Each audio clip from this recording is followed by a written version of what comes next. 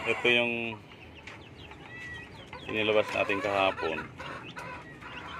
Ayan. At mapalad naman na nakabalik. Kaya lang ay medyo ininda niya yung kanyang sugat. Ayan. Sa pakpak yung kanyang sugat.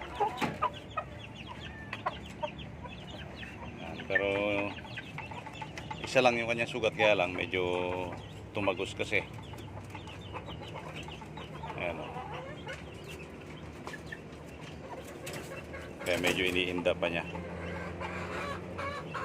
Ito yung sabi nung isa nating kaibigan na talon-talon o udto-udto daw.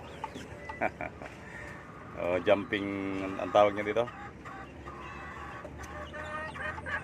Pero tingnan mo nga naman. Nilabas natin kahapon at swerte naman na nakabalik siya. Kaya lang medyo iinda niya yung kanyang sugat. Ayan, pakpak lang naman, kaya lang tumagos kasi. So hopefully makarecover. Ayan o, 9 months pa lang siya. Ayan. Medyo magulang kasi yung nakaharap niya kahapon, kaya ayan. Pero mukhang makaka-recover naman. Ayan o.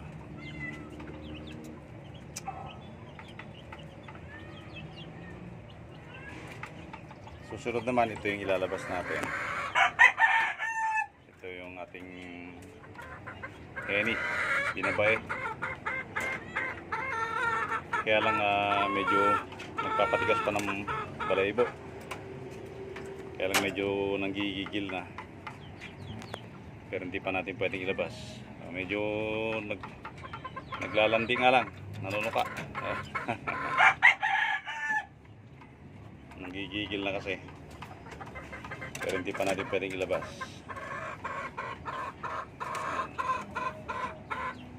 Medyo sariwa pa yung mga balahibo niya sa buntot. Ayan, siguro mga isang buwan pa pwede na to. Ayan o, medyo gigil siya.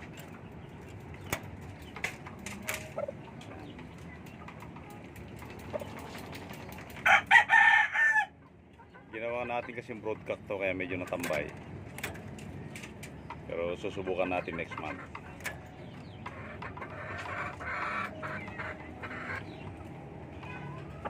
Medyo gigil na siya, oh.